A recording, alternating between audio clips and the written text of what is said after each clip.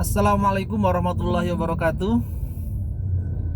Alhamdulillahirrahmanirrahim. Wassalatu wassalamu ala Muhammadin wa ala alihi wasahbihi ajma'in amma ba'd.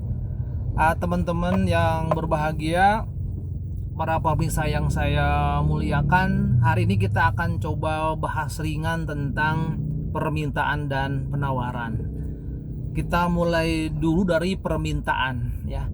Apa itu permintaan?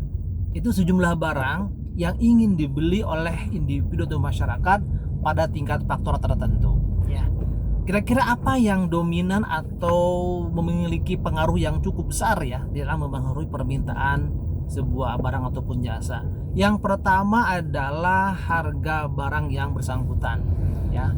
Jadi dalam sebuah teori, semakin tinggi suatu barang maka akan semakin kecil atau akan menurunkan tingkat permintaan barang dan jasa dari yang ingin dibeli oleh masyarakat ataupun konsumen. Dan sebaliknya, artinya jika harga itu barang turun, ya, maka ekspektasi konsumen untuk membeli barang dan jasa, ya, itu semakin meningkat, gitu ya. Nah, yang kedua adalah pendapatan, ya, pendapatan konsumen atau pendapatan individu atau masyarakat. Jadi semakin besar atau semakin tinggi tingkat income atau pendapatan individu atau masyarakat, maka akan semakin meningkatkan permintaan barang dan jasa di wilayah tersebut, gitu ya. Nah, indikatornya misalkan pendapatan per kapita, gitu ya. Semakin tinggi pendapatan per kapita sebuah masyarakat bangsa, maka akan semakin besar, ya, atau akan semakin tinggi permintaan barang dan jasa di negara tersebut, ya. Yang ketiga, harga barang lain. Ini menarik, ya. Jadi peningkatan permintaan harga barang X itu juga dipengaruhi oleh harga barang Y, gitu ya. Kita ambil contoh, misalkan secara sederhana, gitu ya. Ketika ada harga yang naik pada motor, ya, maka akan membuat harga relatif sepeda itu turun, ya. Sehingga permintaan terhadap sepeda itu menjadi meningkat. Nah, ini menarik, ya. Jadi permintaan sepeda meningkat bukan karena harga turun pada sepeda tersebut, tapi karena ada kenaikan pada motor, harga motor. Nah, demikian pula contoh yang lain, ya, bisa kita analogikan lah. Nah, yang keempat yang juga berdasarkan fakta-fakta empiris mempengaruhi adalah bagaimana selera, ya, selera konsumen, ya. Semakin tinggi selera konsumen terhadap suatu barang tersebut, itu akan meningkatkan keinginan semakin meningkat, ya. Ini juga karena pengaruh, katakanlah promosi yang dilakukan oleh perusahaan, itu juga bisa memicu konsumen untuk semakin berselera, ya, gitu.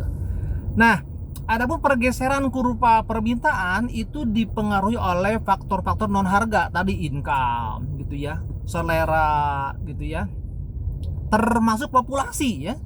Nah, populasi juga memengaruhi pergeseran kurva permintaan.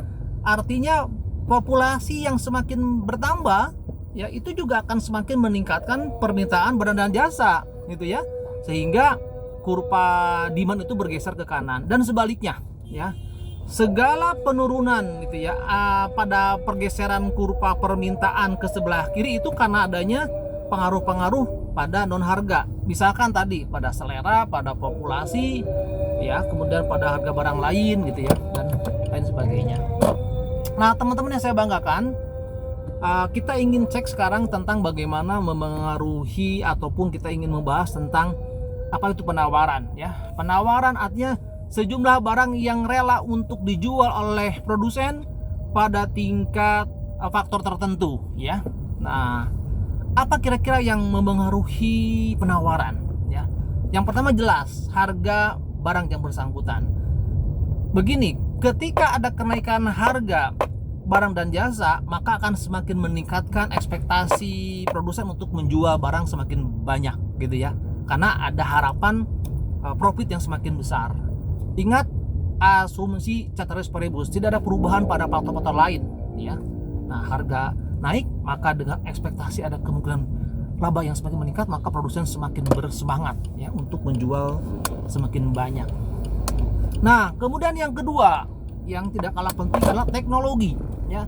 Teknologi dengan asumsi bisa mereduksi biaya dan bisa meningkatkan efisiensi produksi ya, semakin banyak dengan cost yang semakin kecil, maka menjadikan produsen akan semakin banyak untuk menjual barang atau memproduksi barang dan jasa semakin besar gitu ya. Dan sebaliknya, ketika teknologi semakin tidak berkembang ya, tidak memenuhi harapan publik gitu ya, maka orang tidak mau karena khawatir barang tidak dapat diterima oleh pasar gitu ya. Akhirnya dia rugi produsen itu. Nah, yang ketiga yang tidak kalah penting sebenarnya, ini juga perlu dibahas ya, itu tentang bagaimana kebijakan pemerintah ya. Misalkan kebijakan pemerintah dalam hal subsidi pada input produksi ya. Nah, ini penting juga. Semakin subsidi itu banyak, teks yang semakin murah, itu meningkatkan kemauan produsen untuk menjual barang semakin besar gitu ya. Karena dengan adanya subsidi pada input produksi, menjadikan cost bagi produsen semakin rendah. Akhirnya akan ada harapan mendapatkan laba yang semakin besar gitu ya. Nah, kemudian saya simpulkan terakhir di faktor-faktor yang memengaruhi penawaran yang tidak kalah penting, dan ini juga salah satu hal yang sangat memotivasi produsen, adalah harga input produksi. Katakanlah ya upah gitu ya. Ketika upah itu terlalu tinggi ya, itu akan membuat pemikiran produsen ya, laba akan semakin berkurang, sehingga produsen akan berpikir banyak untuk tidak coba dulu untuk menjual barang semakin besar gitu ya. Nah, kemudian input produksi adalah input produksi bahan baku, harga bahan baku ya.